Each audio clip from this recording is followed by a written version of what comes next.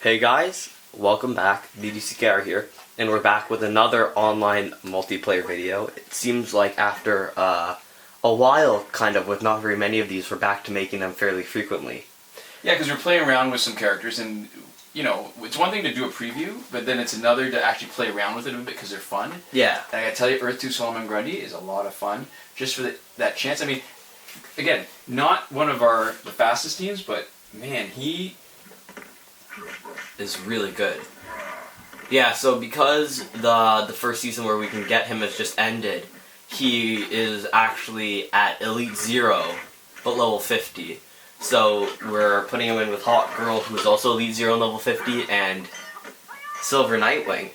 But at this level, it's true what you say. The lower stats the guys are overall, the more diverse the kind of roster of people you face are. Yeah, that's part of what makes it fun, right? Yeah. So we're getting some more interesting characters. Ooh, kicked my ass. And, oh, there you go, Death and Decay. That's the gear break, right? No, or sorry, that's just the extra damage. How did that last one miss? I'm not sure. But so we'll show you the gear quickly after this. But we've got Hawkgirl in really just for the swap-ins and swap. Yeah, which is a shame because this is a League of Assassins gear team, so it totally negates our ability to do that effect. Or at least do it without getting kind of screwed over. There you go, you can swap out now. I would if I'd had the chance. Crap, now you're not even going to be able to win? I mean, yeah, maybe. I guess that is how it's looking like it's shaping up. You can't swap out until the League of Assassins gear Person is knocked out. effect discharges. There we go. Now you can swap. Oh, of course.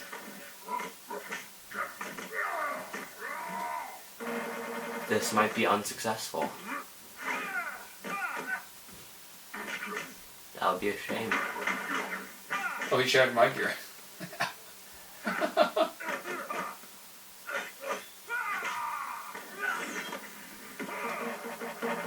Well, the only good thing is Nightwing is actually a really powerful silver, so at this level, because he's geared to do a lot of basic damage, he can actually end to drain. If he can survive, he'll be alright. Oh, good! Wonder Woman was the one that had the gear. Unfortunately, he did not decay any of anybody's gear, yeah. Oh. And I did not revive. Did I get a revive or no? No, because your gear got shattered. Yeah, because my gear got shattered. There we go. Alright, so let's talk a little bit about why we set it up like this and what our approach is. Okay, so I don't know if this is the most powerful use of E2 Solomon Grundy, but because he's so slow, and I mean, typical of Solomon Grundy's tap attack is really the only way for me to juggle because his latency to start his attack takes so long. So to take advantage of his passive, which is both the damage over time just by being in, which is okay, but it's not a lot. You can see how much it is, and it is affected by crit chance and crit damage. It's really swapping him in as many times as possible to decay a piece of gear on the other guy. Yeah. So that's why Hawkgirl is there, and why she's E0, because we don't want to face way harder opponents just because of Hawkgirl, but she allows faster tag in and tag out, which totally got screwed over by the League of Assassins on the other team. And also, she keeps people in, so if you're tagging in Solomon Grundy, when she tags out, you know that for the next 5 seconds, they can't run. So they can't rinse the damage the same way. So he's got max crit chance and max crit damage, and nothing else is augmented, and he's basically got gear to help him last longer, so he can block more, and he can revive because of the second piece of fourth wheel gear. Yeah. So it's not the fastest fight, but dang if it isn't just really fun. Oh, I forgot to look at the other people's gears. No, that's too bad. Yeah, but there was, I don't know, it seemed like there was a few hundred. One of the things you run into when you're playing a low level team is that the other team doesn't have a lot of gear. Sometimes. Sometimes. Yeah. And in this case, at least, now we're going to get the chance to see what happens.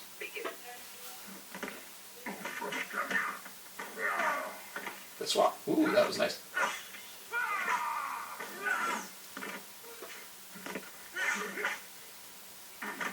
Oh, we should have been keeping track. Maybe somebody will keep track of us after watching this video for how often the swap out and for what percentage of the time the gear decay triggers. Yeah. Because death and decay is just the damage over time. We haven't even seen the gear decay yet, have we? No, I don't think so. Because there's a different animation. Significant kind of animation. Oh, all right. So this is cool. His special 2 will hit more than one person. Perfect.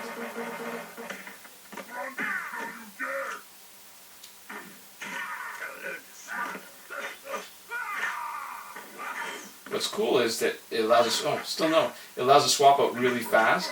So all it takes is really like a combo or maybe a special. So maybe we'll try one more time and let Grundy finish off. Or not. So the same special 1 as always on the other Grundys. So it's not great because there's no range to it. You have to be close. Yeah. But his special 2 is really interesting. His special 2 does a lot of hits and it does a pretty decent amount of damage. And you can use it over more than one guy, right? Yeah. What I haven't liked is the recent specials where you can only hit one person. Yeah, where even if it's multi-hit, they purposely keep them in. Right. Like WWE Immortals has always done. Oh, and in case you're wondering why we've got him at E0, that's because there's a real sort of endemic problem with the whole reporting system where people who aren't that well informed report characters that are actually available and it's possible to have as hacking, and then Warner Brothers doesn't always do a great job of screening those to figure out who actually deserves to be banned, and they suspend a lot of people, and we would just like to avoid that. So the way we're avoiding that is by not playing them at such a high level yet.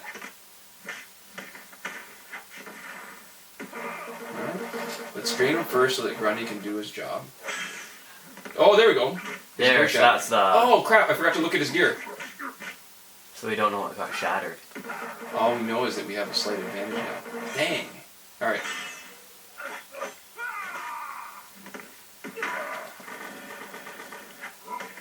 There we go, that's a good example. You're taking a lot of damage. Or you did from the first 3 hits that happened while he was in. There we go. Hopefully we can get one last shatter in. Yeah. Nope. So it seems like it's not actually triggering that much.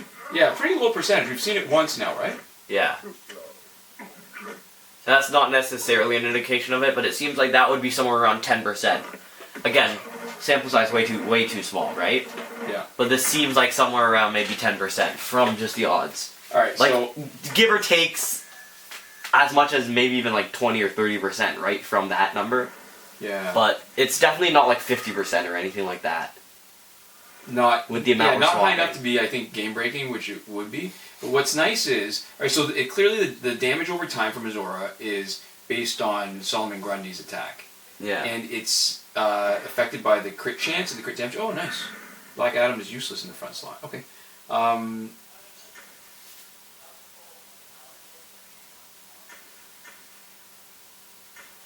Okay. Yeah, Black Adam, that's kind of takes away some of the benefit of his passive. Yeah, putting him in first. That's okay, I don't mind. But it's not what we call exactly quick team that we've got, right? Because Solomon Grundy's geared for defensive ability to really just take advantage of his passive. We're not moving through things nearly as quickly as we could. Yeah. And I think especially because of how slow Solomon Grundy is, we've said this a lot, but we always tend to prefer the faster characters. Just the way Solomon Grundy plays, even if he's interesting and has interesting abilities like he does here, even if his stats are pretty good, he just feels slow. And he feels kind of lethargic and a little hard to play in some respects, right?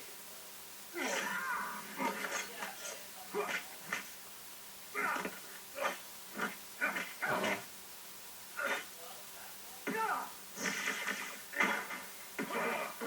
Let's get a little bit of health back. The good thing is he's going to revive once. So really, is it just that one time that it I have to remind myself so many times to take a look at their gear. I did not look at their gear, but it hasn't engaged even this one time. Yeah, it's just triggered once. Here, you can swap it out again and give it a little look-see. Yeah. I wonder if it makes a difference. You know, like sometimes when you come in and they're on the ground that your specials won't engage, I wonder if that affects the passive the same way too. Yeah. It's possible. And it's entirely possible that it's based off of what gear, like how much gear they have. Like if all 3 slots are filled and stuff like that. Right? Because I'm pretty sure from the decay, from the description, it's only one piece of their gear, right? Not the whole thing.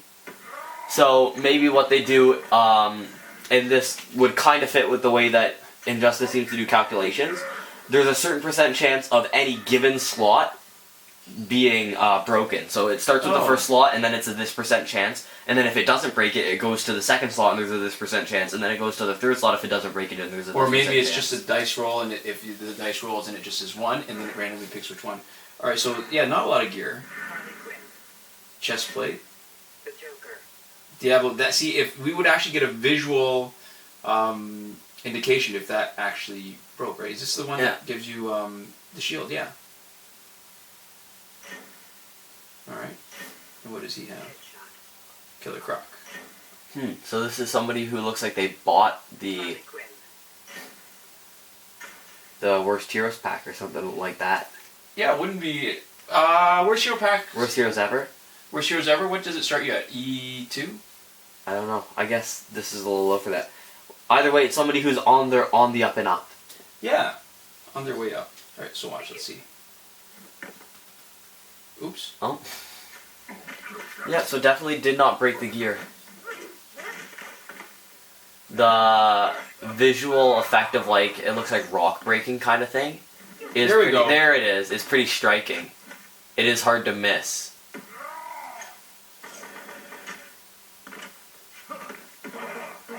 Now let's drain him, and then bring Solomon Grundy right back.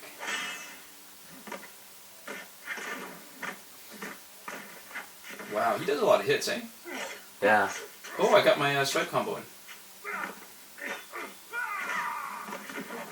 Hit me with your special. I still like... She seems really... Good. Yeah. I mean, I know that... I mean, she doesn't work nearly as well as Injustice 2 Superman. Just for all around, yeah. But she's still, like, really powerful. So that definitely did not.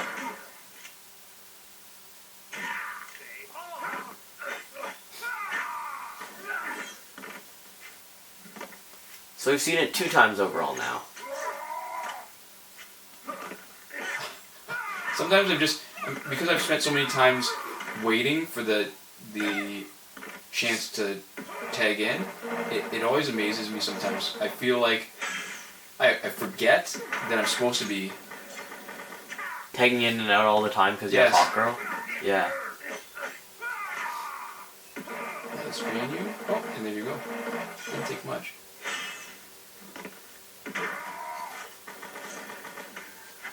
So that's been 2 gear shatters so far overall. Yeah, I've read on the forum some people have been getting almost as much as like a third of the time, and that some fights it seems like it shatters every time, but maybe there's something to be said about what you were talking about. The more gear slots there are, the more gears there are, the more likely it is to shatter. Yeah. Like I said, this is just speculation. Oh, no gear. We don't actually know. And look, they're all pretty high stats. But this is that would be what my guess would be to kind of explain away the difference in shattering it most of the time or a third of the time, right, like some people are reporting, and it totally not happening at all. If people are consistently reporting it a third of the time, or there's somebody who are active enough that they're in the forum, they're either, you know, the kind of people who just say that kind of stuff anyways, sowing misinformation, or the more likely option is that they've been actually experiencing that, and out of that it seems more likely that there is some sort of factor that we don't understand, as opposed to them just getting extremely lucky. You know what I mean? Yeah, and I'm not going to bother tagging in and out all that much. I was just trying to do it to for the gear, drain, yeah. To drain, because they have no gear. Yeah, because there is no point. Nice, that's perfect. Oh, I forgot about the final hit. Seemed like it missed. Yeah, total weird. But we've seen it hit before. That's really weird. You know what it might be? It might have something to do with how close to the edge of the stage you are. Right? Oh, yeah. Well, because when they swap in, they seem to swap in back a little bit, right? Oh, yeah, that makes sense. I guess we So- have to see it a lot more times to be able to test it. So yeah, if they're pushed up against the back of the stage, or at least the back of the stage where it scrolls, you never actually get pushed up against the wall really in this, right? But you do. You do get pushed up against the invisible wall where they don't get pushed back any further. Like, it looks like we're getting pretty close to that now.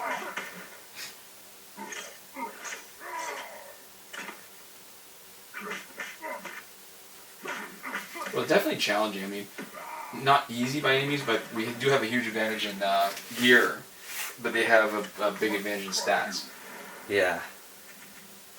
Because there is so much further up to go from the point that we're at. I gotta tell you though, I thought, I mean, obviously this is not a great indication because this team had no gear, but I thought that it was triggering more often the first couple of times I was playing with Solomon Grundy. Yeah. Alright, more. Very good. Okay, so... Not Yeah. involved at all. The sample size is nowhere near big enough, but if, while we're fighting Deadshot, you try to swap out as much as possible, actually they all have maximum gear. Never mind. I was gonna say if it seems to trigger more likely on Deadshot as opposed to the other two, Yeah. it would support it. But really, in general, if it triggers more than once this fight, it's probably something to do with how many gear they have equipped. Right? Yep. Whether it's independently rolling it or whether it's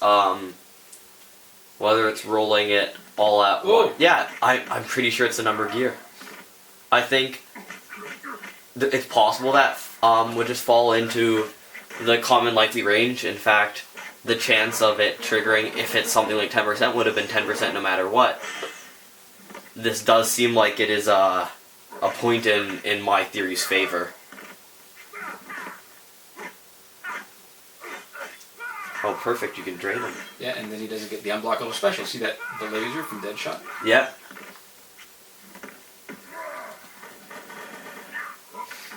Watch, if a hit comes, oh, thank goodness it wasn't Black Adam. Ooh, right out of the I think air. it is because you're right at the back, you know what I mean? Because you've pushed him up against the back of the stage wall. And he's already had a piece of gear shattered. Yeah.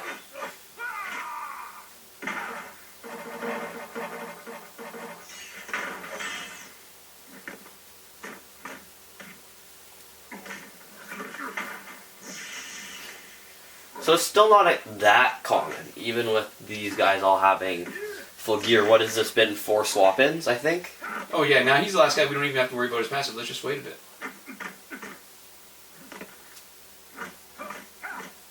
Just for science. He's snared. He can't go anywhere. Nothing, eh? So it seems like it is not that common.